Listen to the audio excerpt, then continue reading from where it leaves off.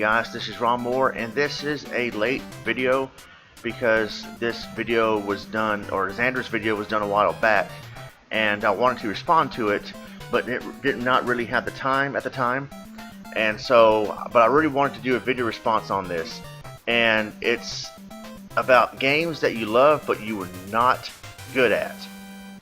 And I know 5 games off the top of my head that I loved playing and still love playing to this day every once in a while, but was not good at.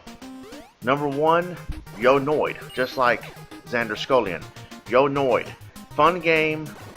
It was fun to play. Music's not bad. The gameplay though is decent, but sometimes it's BSy because of the platforming controls. And if you see my long time no play of Yo Noid back in 2013, shameless plug, you'll see what I'm talking about. There's some BS going on there with the challenge and all that stuff, but it was a fun game to play. I mean, back in the day, the bonus game that you play with the green Noid and just the environments of the game, it was pretty cool. I enjoyed it. It was a great Capcom game. So Yo Noid was a game that I did love playing, but I was terrible at it. And I told this story before, and I told it in the long time no play. I got real far in the game one night. I think it was a night level in a factory or something where crates come floating after you. And I was very far in the game. That was the farthest I got ever, and my NES froze. And so I had to start all over. It made me so freaking mad. So frustrating times to say the least with that game, but I did enjoy it. The second game, off the top of my head, is none other than Metroid.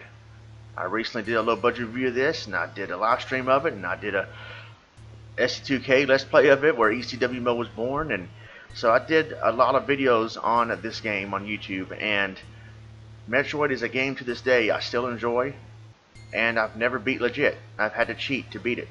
I was never good at it. I mean, the farthest I got, I never even got past Kraid or Ridley. Ever. I never got past Kraid or Ridley. When I was a kid, I would play the game here and there. I barely would probably get to Kraid. Honestly, I would barely get to Kraid, and when I did, I would lose. If you saw my S2K LP right before I got sick and tired of losing and started cheating, I got to Kraid. That was the farthest I ever got. But despite that, I still enjoyed it. Some people hate games because they're too hard. There are games out there that are ridiculously hard to where it's not fun, like Batman Forever for the Sega Genesis. Like, really? And so I enjoyed Metroid, even though it was very hard. It kicked my butt. I loved Metroid. The music and the gameplay itself is a little cheap. Also, just like Yo Noid, like when you go inside the door, and as you're going in the door, you get hit by one of the rippers or zippers, or not Zipper from Chip and Dale, but the flying enemies where they come out of the pipes. Man, I hated that. But the game is still very epic, and I still enjoyed Metroid. I still enjoy it to this day. I freaking love it.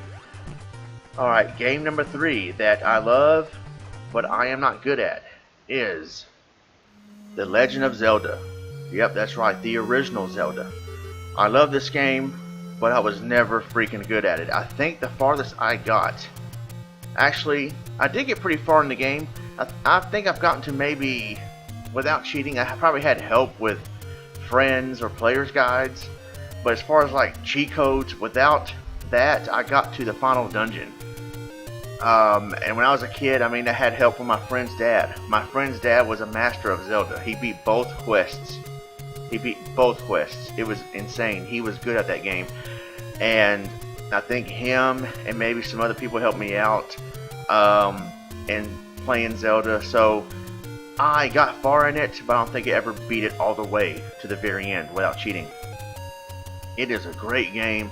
Back then, I mean, when you first played it back then, I mean, for its time, it was something, I believe, somewhat new and different. Of course, it was the first Zelda game of its kind. Yeah, it was the first Zelda game, and it was epic. It was hard, but there was so much exploring. I mean, this is during a time where I was so used to linear games like Contra, Mario Brothers. I mean, and then I stumbled upon Zelda, and there was so much to do and discover in Zelda. I mean, you play the gambling game. You got to save up, you got to grind for rupees to buy this and that. There was so much to do in the game, and so many different directions to go, and so many secrets to learn.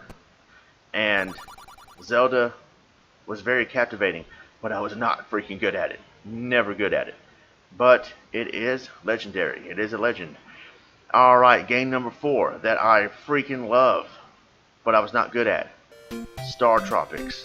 I think this game was somewhat underrated. I mean, this game is very, very underrated in my opinion. It didn't really get the recognition it deserved, I think. I did an LP of this game also, and of course I cheated. But this game was so freaking fun. Me and my friend was trying to beat it one day. Actually, he did beat it. He was looking through Nintendo Power or Player's Guide or something like that, and he did beat it legit with the Player's Guide. No cheating or anything. And this game was very innovative for its time because it came with a letter, a piece of paper that you had to dip into water to find out the frequency of the code to operate a submarine or something like that. I forgot. And there were a lot of clues in the game, and there was a lot of challenging stuff that made you scratch your head like, man, what am I supposed to do next? What is this bird trying to tell me here? It's very hard though, very, very hard. And some of the bosses are pretty hard, and you're on the alien spaceship, and the game has one of the best endings you will ever see. Epic ending. Go check out my LP on the SC2K channel. It is a very fun game and a great ending. Star Tropics should have gotten more recognition. They did come out with a sequel. I haven't played it, I've seen it, and I've heard about it. I heard it wasn't as good as the original. I'm surprised they did not come out with Super Star Tropics for SNES. And this is a game that they really should remake or release again as a sequel on today's consoles if done right. I mean, they re-released Kid Icarus, or they did something new with Kid Icarus not too long ago. Star Tropics is a game that really need to do something with. Heck, I don't know, maybe put Mikey or Zoda in the next Smash Brothers game, I don't know. But Star Tropics was very fun. Epic music, funny dialogue, the game has a good sense of humor, real funny stuff. I strongly suggest you check that out if you have not. Star Tropics is an underrated gem. Happy Video Game Nerd reviewed it back in 2007, I think, and he did a great job in reviewing that. I was going to only mention 5 games, but another game just popped up in my head. And this game was also reviewed by the Happy Video Game Nerd, and that is Little Nemo, the Dream Master. Now, you talk about a game with a great soundtrack. Another Capcom classic, just like, well, I don't know if you'll know it is a Capcom classic exactly, but Little Nemo the Dream Master is. I think in some ways it's kind of underrated too, because, and what I mean by underrated, in my view, you can go around on the streets and talk about Mario 3, even the most casual or even non-gamer will know what you're talking about with Mario 3 or Mario 2 or Street Fighter or Contra. But Little Nemo the Dream Master, they might say, what is that? Because I've talked to several people before. I would mention Star Tropics, I would mention Little Nemo the Dream Master, and they would say, what is that? And so those 2 games are underrated. But Little Nemo the Dream Master, this game is so dreamy. The game is very epic, has excellent soundtrack, and it's freaking hard. I think the farthest I got without cheating was Stage 3, the House of ECW. Excuse me, the House of Toys. That's the farthest I got without cheating. The game has great graphics, great music. The challenge is very stiff. The game is freaking hard. And Happy Video Game Nerd did an excellent review of that game back in 2007 as well. 2007, 2008. And he talked about how this is how games were back then. They were so hard, and it kind of taught you about real life. Not the Ratchet and Clank stuff you see today or whatever he mentioned back then. Games are more soft these days. Back then they were freaking hard, and back then we didn't have the internet. We look things up easily. We had to go out and find a player's guide or a friend that knew how to beat the game, or call the game counselor's hotline or whatever. Little Nemo the Dream Master was very, very hard. I remember first hearing about it. My friend said, man, my cousin's about to bring over Little Nemo the Dream Master. And I thought that, I was thinking, I guess it's some Nightmare on Elm Street stuff. And I saw the cover, I'm like, I didn't expect that kind of cover. But we played it, and it was freaking epic. The music, I just fell in love with it very quickly. Little Nemo the Dream Master, very ECW. I call it Little Nemo the ECW Master.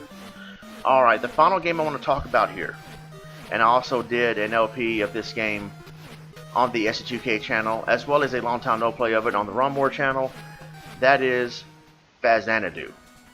Xanadu, I don't know if it's published or created by Hudson Soft, but this game also is even more underrated.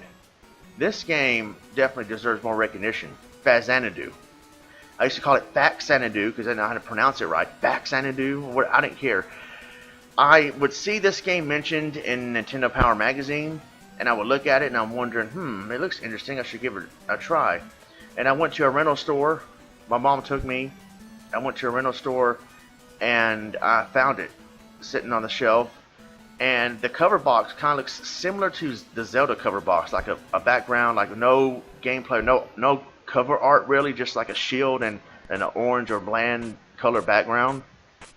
And my mom saw me grab it. My mom goes, "Do you know what that game's about?" Because, you know, the game has no cover art or anything to really, I guess, stand out above everything. I don't know. And I said, "No, but I'm going to still try it." And I rented it that weekend. I was never good at it. I barely got far in it at all. I mean, in a long time no play, that's the farthest I got without cheating before I stopped playing. Jeez, man. That game is hard. It's not the hardest game, but it is pretty challenging. It might be, I don't know which is harder, that or Little Nemo. It's kind of up there, the same level of challenge in my opinion. Fazanadu, it was still fun to play because of just the storyline to it and the epic soundtrack. Very, very fun soundtrack. And of course I cheated to get through it on the LP on SC2K because I wanted to see the whole game. The game's freaking epic. The game has a lot of different environments in it. It is very fun to check out. That game, very underrated, and the replay value probably isn't too high, but at the same time, every once in a while, you still might want to go back and play it. And it is a fun game to go back to and play, and to at least watch on YouTube just to see what the game is like and what it looks like.